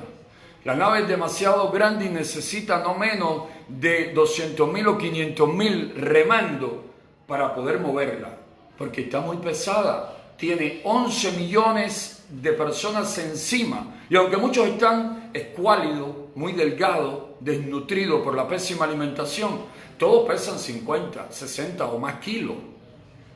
Los más pequeños, por supuesto, pesan menos, los niños, que también ocupan espacio en esa nave y que tanto necesitan de que esa nave salga de esa situación tan peligrosa y que tanto necesitan que reparemos esa nave para que crezcan seguros y felices, para que no tengan que sufrir el mismo penoso destino que venimos sufriendo los que nacimos ya hace unos cuantos años y hemos tenido que enfrentar los abusos y las arbitrariedades de esos perversos individuos que se adueñaron por la fuerza y por el engaño y la mentira y de la nave y que la mantienen bajo su control, aterrorizando a todos los pasajeros y a la tripulación de la nave. Para mover la nave se necesitan de más remeros, porque ahora lo que podemos hacer es remar, porque repito, la nave está tan atrasada que parece una especie de trireme gigantesco, aquellos barcos que usaban los griegos en la antigüedad. Ni siquiera podemos hablar de que sea una carabela o un galeón o una nao de aquellas que se usaban en tiempos de Cristóbal Colón. No. Estos individuos que han lucrado, que se han enriquecido abundantemente a costa del dolor de los que viven sobre esa nave, han hundido a esa nave y al resto de la población en situaciones de miseria que padecen de la Edad Media o de la Antigüedad. Lo que podemos hacer es remar para llevarla a un puerto donde comenzar la reparación. Y ese puerto se llama transición inmediata a la democracia. Transición inmediata a la democracia. Si llevamos la nave a ese puerto, pero para sacar la nave de los escollos, estamos en una zona más peligrosa que aquella que, si mal no recuerdo, en la Odisea de Homero, era el área de los escollos, de los monstruos, Caridis y Escila, creo que así se llamaba, ahora no recuerdo. Me corrigen los amigos que me escuchan si me equivoco. Estamos en una situación más peligrosa que la que tenía Ulises u Odiseo, cuando Poseidón, el dios del mar, estaba colérico con él porque le había dejado ciego a uno de sus hijos, al cíclope Polifemo. El dios del mar estaba colérico y con ánimo de venganza contra Ulises, contra Odiseo, y lo quería ver perdido en el mar durante años, 20 años perdido en el mar luego del sitio de Troya. El peligro que corre nuestra nave, los pasajeros de la nave y hasta la tripulación de la nave es peor que los peligros que tuvo que enfrentar Odiseo, según Homero en su inmortal obra La Odisea. Tenemos que remar hacia un puerto que tiene por nombre Transición a la Democracia, para continuar hacia otro puerto que se llama Reconstrucción Material, Moral y Espiritual de la Nación, y seguir pasando. Incluso antes de entrar en ese puerto o a la vez que vamos entrando en esos puertos, hay que navegar por puertos que se llaman elecciones libres, que se llamen pluripartidismo político, que se llamen respeto total a libertades de expresión, asociación, reunión, manifestación. Hay que pasar por todos esos puertos, hay que pasar por todos esos sitios para poder llevar a esa nave, en la medida que la vamos reconstruyendo, la vamos modernizando y le vamos cambiando los remos por un buen motor de diésel y luego por un buen y poderoso reactor atómico seguro, que podamos sentirnos seguros de que no se va a accidentar y vamos a morir por radiación todo, de esa nave, para que entonces navegue con un casco potente, poderoso, irrompible, que no se rompa con un iceberg o con una roca en una parte baja del mar, que no le pase como el Titanic, que sus constructores pensaban que era súper seguro y un bloque de hielo terminó partiéndolo y terminó produciendo su hundimiento. Para que esa nave navegue feliz y contenta y segura y próspera, tenemos que empezar remando fuerte, pero no 100 ni 200. No 100 damas de blanco, no 200 o 300 miembros de la UNPACU, no 1000 o 2000 opositores, no 1000 o 2000 exiliados. No, necesitamos de 200.000, 300.000, 400.000, 500.000, remando fuerte y con la ayuda de otros, con la ayuda de 1 o 2 millones más que lleven agua al que rema, que le consigan el alimento para que no mermen sus energías y entonces remen débilmente, para que lo asistan y le traigan la medicina cuando le está doliendo la cabeza pero no pueden parar de remar, e incluso para que lo sustituyan. Estás cansado, no puedes remar, ven, párate que yo voy a ocupar tu lugar, yo voy a remar en tu lugar con tus mismas energías, con la misma fuerza que tú comenzaste. Pero no solamente basta con que remen 100.000, 200.000 o 300.000. Hace falta remar de manera sincronizada, porque actualmente estamos remando, unos remamos hacia acá y otros reman hacia allá, unos se empujan hacia acá y los otros se empujan hacia acá. Repetimos las mismas acciones y dejamos de hacer unas cuantas. Queremos estar todos en la parte pública, yo el primero, tengo que representar a mi gente, a mi organización, tengo que animar, pero tampoco dejo de dar el ejemplo. Y me detienen, me golpean, me encarcelan y lucho en primera fila. Hablo en primera fila y lucho en primera fila. Pero queremos, la mayoría, estar en el puente de mando o en el tamaño. Una interrupción momentánea, falla técnica del teléfono. Una interrupción momentánea, falla técnica del teléfono, pero aquí estamos de nuevo. Queremos remar en la parte más cómoda, o remar con el menor sacrificio, o hacernos como que remamos sin mucho esfuerzo para ver que sea otro el que hunda profundo el remo y sude y consuma sus energías. Queremos remar anárquicamente, cada cual para donde le dé la gana remar, sin saber que si no combinamos nuestras energías y nuestros esfuerzos, de poco vale que rememos, porque puede ser que adelantemos 2 pasos y retrocedamos 4. Hay muchos que no quieren remar, desgraciadamente son más los que quieren estar en el puente de mando, marcando el ritmo de lo que reman, que los que quieren remar. Incluso los que no logran estar en el puente de mando, donde sobran ya los capitanes. Hay más capitanes queriendo marcar el ritmo de los que sufren el rigor de remar durante todo el día, que los que en verdad quieren remar. Y así no se puede llegar al puerto ese que necesitamos llegar, que se llama transición hacia la democracia, elecciones libres, respeto a los derechos y libertades fundamentales. Así es difícil moverse y llegar. Hay que tomar conciencia y decir, yo soy bueno en esto. Y donde yo soy bueno y donde yo soy mejor en esto, y voy a hacer eso.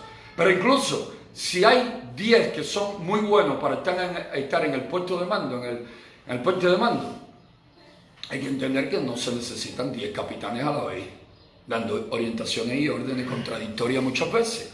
Hay que decidir, hay que elegir, hay que consensuar para repartir los puestos de manera tal que luego que empecemos a remar alguien diga, oye, pero podemos izar vela, ya estamos en condiciones de izar vela, hay buena brisa, buen viento, y eso nos va a ayudar a marchar hacia el puerto, donde vamos a terminar haciendo la primera reparación y vamos a meterle un buen motor diésel a nuestra embarcación gigantesca. Pero no vamos a botar los remos, porque si se nos rompe el motor más adelante, no vamos a botar las velas, porque y si luego las necesitamos porque hay buena brisa y se nos acabó el combustible, aunque sea momentáneamente, lo necesitamos. Por lo tanto, no vamos a prescindir ni del remero, ni del que pueda izar vela, ni del que pueda reparar, ni del que pueda alimentar al remero. No vamos a prescindir, pero debemos coordinar para que no se malgasten tantas energías. Hace poco hablaba de la máquina de vapor llena de agujeros. Se disipa, se pierde el vapor, las energías no llegan al lugar, al sitio donde deben mover el mecanismo que pone en movimiento la nave. Entonces hay vapor, pero se pierde, se dispersa y por lo tanto no se avanza. Entonces, personas como la cubana que acabo de mencionar, generosa y humanitaria. Personas como Aníbal, el preso político, torturado y perseguido constantemente y sin casa ni siquiera donde vivir, pero que se atreve a decirle al de la seguridad del Estado: no quiero tu ayuda, yo no quiero que tú me hagas una casa, yo prefiero vivir en la ruina que se ha convertido en mi vivienda y pasar hambre y limitaciones antes que servirte a ti o caer dentro de tus planes, tus controles y tus acciones indignas. Tanto Aníbal, tanto Talía, que prefirió contarlo, a guardárselo, a quedarse callada, a recibir beneficio porque le iban a ayudar, la iban a asistir materialmente. Un tiempo, ellos asisten un tiempo y después se olvidan. Ellos porque engañan y manipulan a las personas para que se muera de hambre, que ya logramos nuestro fin. Ellos son muy parecidos a su maestro Fidel Castro: mentir, engañar, aterrorizar, torturar para conseguir sus fines. Aníbal, Talía, la amiga de Europa, los remeros, los que cocinan para los remeros, los que atienden la salud de los remeros, los que saben tejer una vela para que cuando venga buena brisa podamos imprimir mayor velocidad a la nave, los que calafatean, los que cierran uno de los huecos por lo que está entrando mucha agua. Todos somos necesarios, pero lo más necesario ahora es que acabemos de ponernos de acuerdo para repartirnos inteligentemente las funciones, y el que le está hablando rema todos los días y hace de capitán todos los días, pero si tiene que remar solamente, lo hace con mucho orgullo, con total entrega y total disciplina. No aspira a ser el capitán que da las órdenes, porque por una cuestión de experiencia humana, por una cuestión básica que la historia nos ha demostrado una y otra vez, quien no es capaz de sacrificarse, por muy simpático que sea, por mucha labia, por muy buen verbo que tenga y por mucho que convenza, no inspira nunca confianza. Si no eres capaz de compartir mi dolor, si no eres capaz de compartir mi sufrimiento, si cuando estábamos en una situación de peligro te vi acobardado y me diste la espalda y me abandonaste, no puedo confiar en ti. No puedo confiar de ti y tengo que acordarme ahora rápido de otras dos historias que no estaban en planes, pero las voy a sintetizar. Los dos amigos que iban por el bosque y les sale el oso.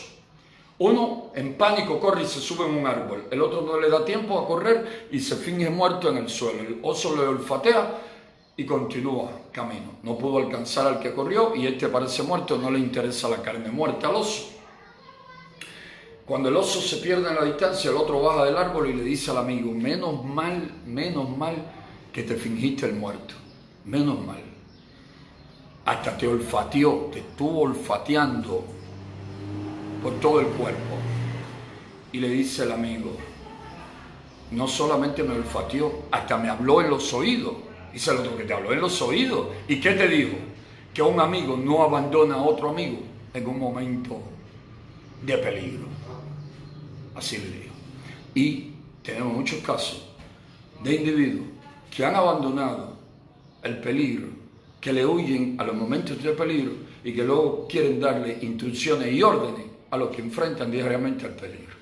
El mundo está lleno de locos, el mundo está lleno de inmorales, el mundo está lleno del individuo que nunca se ha acercado a 1 kilómetro de un cocodrilo y te dice: pero qué cobarde tú eres, a ese cocodrilo hay que arrancarle los dientes. El mundo está lleno de individuos así. El mundo está lleno de individuos que nunca han realizado la más mínima protesta contra los esbirros de una tiranía y se ponen a decir: ustedes tienen lo que se merecen por aguantones. Y se le olvida que ellos eran más aguantones que los aguantones que ahora juzgan. Porque el mundo es así. El mundo está lleno de individuos así. Y no podemos ignorar que así son las cosas. Pero eso tampoco nos puede paralizar y nos va a llevar a un punto de decir: bueno, nada puedo hacer porque el mundo está perdido. No. es la lucha constante del bien contra el mal, de lo justo contra lo injusto, de lo positivo contra lo negativo, de lo proactivo contra lo reactivo. Es el yin y el yang constantemente. La otra historia digna de mencionar, y con ella cierro, y la he mencionado en otras ocasiones, es la famosa historia de Damón y Pitia. Dos amigos, dos filósofos pitagóricos en tiempo de Dionisio, el tirano de Siracusa. Ahora no recuerdo si era Dionisio el viejo o Dionisio el joven. Ya tengo 50 años, lo cumplo el 29 de julio, me voy poniendo viejo y se me van olvidando cosas que leí hace mucho tiempo. En tiempo de uno de estos tiranos, Dionisio el viejo, Dionisio el joven, existieron estos dos filósofos pitagóricos, y uno de ellos se puso a criticar al tirano. El tirano lo mandó a prender y lo iba a ejecutar. Lo condenó a muerte. Y cuando ya la iba a ejecutar le dijo: pídeme tu último deseo. Los tiranos antiguos te pedían un último deseo. Los castros no te piden último deseo. Los castros te ejecutan como mataron a Osvaldo Payá Sardiña, te ejecutan como mataron o hicieron morir a Pedro Luis Boitel, o como mataron a Wilman Villar y a otros tantos. Pero aquellos tiranos te decían un último deseo. Un último deseo. Y Damón, creo que fue Damón, le dijo: quiero despedirme de mi familia. Y Dionisio le dijo: ¿despedirte de tu familia? ¿Y tú crees que yo te voy a creer que si yo te dejo irte a despedir de tu familia, tú vas a volver para que yo te ejecute? Tú te vas a perder y no te voy a poder ejecutar.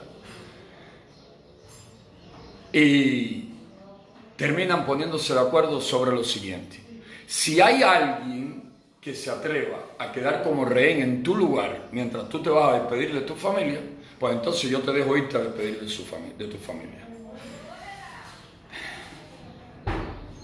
Damón le dijo: sí, yo tengo un amigo que se quedaría en mi lugar hasta que yo regrese.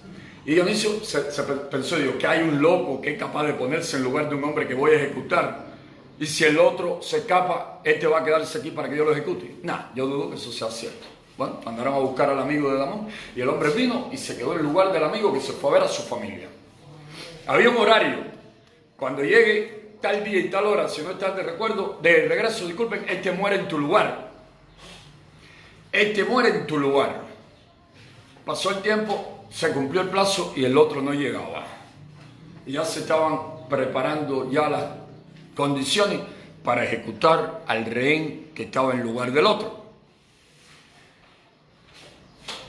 Y el hombre que había ocupado el lugar de su amigo estaba de lo más tranquilo, sin preocupación. Él estaba dispuesto a morir sin problema ninguno en lugar de su amigo. Y Dionisio diciéndole: yo sabía que él no regresaba. Meterse en la candela en que tú te has metido es una cosa loca. ¿Quién que le dé una oportunidad de escapar a la muerte no va a dejar embarcado hasta su mejor amigo? Yo sabía que no volvía. Y cuando ya estaban a punto de ejecutar a Pitia, y discúlpenme si me equivoco del orden y si estoy poniendo a Pitia en el lugar de Damón o a Damón en el lugar de Pitia. Cuando ya estaban a punto de ejecutar al hombre, Damón, el otro, que llegaba maltrecho, cansado, sudando, agotado: no, aquí estoy yo, ahí el que tiene que morir soy yo, este problema es conmigo. Dionisio y sus cortesanos se asombran: pero ¿cómo es posible? Este hombre volvió. Este hombre no escapó a la muerte. Y entonces se da una pelea verbal, una discusión entre los dos amigos, Damón y Pitia. Pitia diciéndole: ¿por qué viniste? Tú tienes familia, yo no. Yo debía morir en tu lugar, ¿por qué regresaste? Y el otro diciéndole: porque esto es un problema mío y yo soy quien tengo que enfrentarlo, no tú. Y ahí empiezan a discutir quién es el que debe ser ejecutado. Dionisio, que no era Fidel Castro, porque si Fidel Castro lo ejecuta a los dos al momento. Fidel Castro, Raúl Díaz Canel dice: mátenmelo a los dos, que este tipo de gente tan valiente con tanto principio, con tanta ética. No los quiero vivos, esto es un mal ejemplo. Mátenlo, quémenlo y que nadie sepa dónde están sus cenizas. No me la metan en ninguna piedra, en ninguna cajita, ni me la pongan en ningún lado por ahí. Desaparezcanme la ceniza, porque esta gente son un mal ejemplo para un pueblo esclavo. Un hombre que está dispuesto a morir por defender sus principios y sus opiniones, y otro que quiere morir en su lugar porque es su amigo.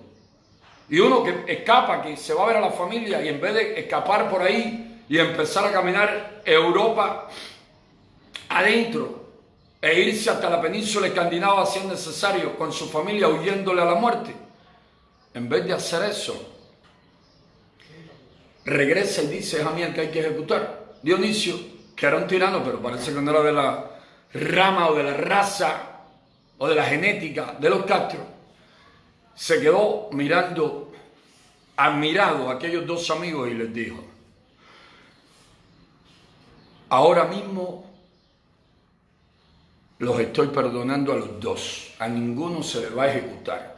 Yo lo que quiero de ahora en adelante es que ustedes sean mis amigos, porque nunca había visto una muestra de amistad y de fidelidad como la que ustedes acaban de poner de manifiesto. Yo quiero que ustedes sean mis amigos. Claro, me imagino que ellos no aceptaron quedarse callados y no decirle la verdad en la cara a Dionisio, como se lo venían diciendo, porque eran hombres de principio. Piensen en eso, pregúntense a cuántos de ustedes conocen que estarían dispuestos a dar su vida por la libertad de su patria en el 2020, en el siglo XXI, y que estarían dispuestos a morir en lugar de su amigo o hermano de lucha, y que estarían dispuestos, profundicen, métense de lleno, porque una cosa es decir a la ligera, sí, yo lo haría, y otra cosa es concentrarte y ponerte en el lugar del otro y verte ya con el lazo al cuello o la espada cortándote la garganta. Una cosa es imaginártelo como si estás viendo una película, una comedia o una película de acción o un drama sentimental, y otra cosa es vivirlo, sentir. Por ejemplo, que tu cabeza está debajo de una guillotina, y las guillotinas fueron posteriores. Las guillotinas fueron cuestiones de la Revolución Francesa, del periodo del terror, de Robespierre, Marat, los jacobinos. Pero pónganse, cierren los ojos, concéntrense y vean su cabeza debajo de la guillotina por la patria, por un amigo, por ser fieles, por no acobardarse, por no traicionar. Y sientan, imagínense ya que viene bajando aquella inmensa cuchilla que va a golpear sobre su cabeza y va a separar su cabeza de su tronco. Y va a caer su cabeza en un cesto. Piensen en ello y díganse, ¿cuántas personas conocen o creen que podrían actuar por la patria o un amigo como lo hicieron Damón y Pitia? Difícil de hacerlo. Yo no sé si me atrevería. No sé si me dan la oportunidad de ir a despedirme de mi familia y regreso. No sé, no estoy seguro. Lo que sé es que una vez me pidieron pena de muerte estando en prisión en el 2003 y no sé de dónde acopié fuerzas y le dije: me van a tener que matar porque la lucha no voy a abandonar. Eso sí lo sé. Y sé que me han torturado muchas veces, y sé que se lo han hecho a Ángel Moya, que se lo han hecho a varias damas de blanco, que se lo han hecho a Guillermo Fariña, que se lo han hecho a Feli Navarro, que por cierto creo que está cumpliendo años hoy. Mi felicitación para Feli Navarro Rodríguez, allá en Perico Matanza. El prisionero político del grupo de los 75 y buen cubano. Un magnífico luchador por la libertad y la democracia de Cuba. No sé cuánto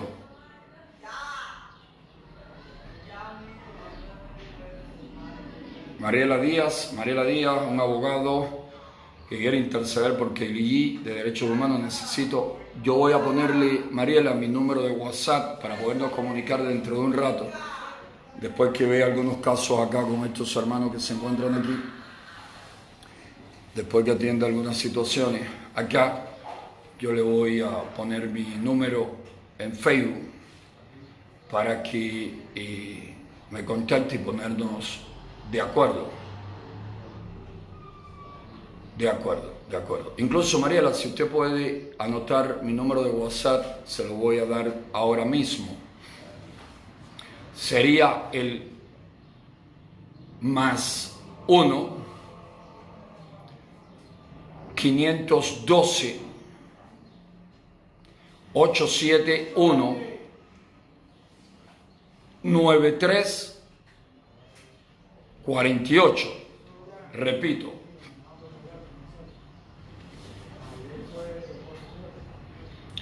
Repito. Más 1, 512, 871, 9348.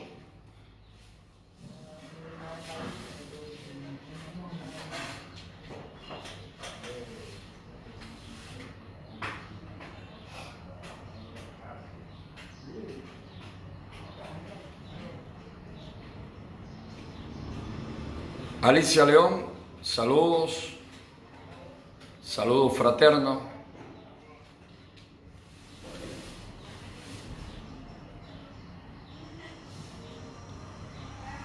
Sí, Alejandro, escríbame por favor al WhatsApp que acabo de mencionar, porque luego se pierde, su mensaje. Disculpe un momento, déjeme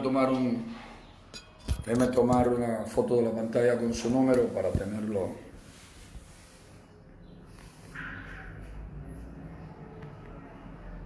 Ya tomé la foto de pantalla con su número. Estamos, después de estas historias, cierro diciéndole que estamos en plena revolución de los girasoles contra la tiranía, por la libertad y por la democracia de nuestra nación. Necesitamos de su apoyo, necesitamos de su ayuda para echar adelante esta y otras actividades por la libertad de la democracia, el respeto a los derechos humanos y el bienestar de la nación, por el fin de la tiranía. A Fania Brito, allá en Canadá, un fuerte y fraterno abrazo.